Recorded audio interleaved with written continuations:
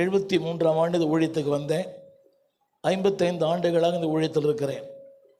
நான் பார்த்த போதகர்களிலே man of loyal, ஒரு உண்மையான ஊழியர், மேன் ஆஃப் லேபர், நல்ல உழைப்பாளி, தேவனை அன்பு கூறுகிறவர். திரும்ப சொல்லுகிறேன், is a man of love. இரண்டாவது மேன் ஆஃப் லாயல், மூன்றாவது மேன் ஆஃப் லேபர். திரும்ப ஒரு வார்த்தை சொல்ல முடிக்கிறேன். கேள்வி தேவையானால் மனிதனிடத்திற்கு போ, பதில் தேவையானால் தேவனிடத்திற்கு வா. இது ஒரு ஆங்கில பழமொழி. If you want to know the question, go to man. If you want to get the answer, go to God. சில நேரங்களிலே வாழ்க்கையின் நடக்கிற சம்பவங்கள் நம்மால் புரிந்து கொள்வது முடியல. எனக்கும் இதே ஒரு சம்பவம் நடந்தது. நான் ஒரு இந்து மார்க்கத்திலிருந்து இயேசுவை ஏற்றுக்கொண்டேன். என்னுடைய 17வது வயதில் என்னுடைய உடன் பிறந்த சகோதரர் ஒருவர் இருந்தார். அவர் பயங்கர எதிர்ப்பாளர், வேதத்தை கொளுத்தி இருக்கிறார், வேதத்தை கிழித்து போட்டிருக்கிறார். அவர் இயேசுவை ஏற்றுக்கொண்டார். பாஸ்டர் ஜோசப் பாலச்சந்திரன் அவருக்கு ஞானஸ்நானம் கொடுத்தார், டேனியல் மோகன் என்ற பெயரோட. உண்மை சொல்வேனால் என்னை விட சிறந்த பேச்சாளர், நல்ல ஆத்தும ஆதாயம் பண்ணுகிறவர். இன்றைக்கு என் திருச்சபையில் இருக்கிற பாதி பேர் அவரால் இயேசுவை அறிந்தவர்கள்.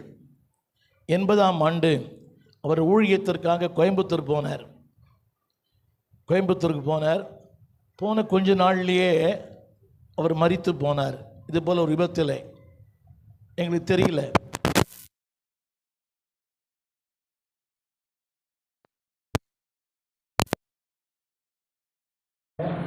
ஒரு வாரத்துக்கு பிறகு எங்களுக்கு செய்தி வந்தது. அந்த விலாசம் என்னவென்றால், அது பாஸ்டர் ஹென்றி ஜோசப் வீட்டு விலாசம். இந்த டைரியில் போலீஸ் நேராக பாஸ்டர் ஹென்றி ஜோசப் ஐயா வீட்டுக்கு தான் போச்சு. இந்த டைரிக்கு சொந்தக்காரர் கோயம்புத்தூரில் மறைத்திருந்தார்.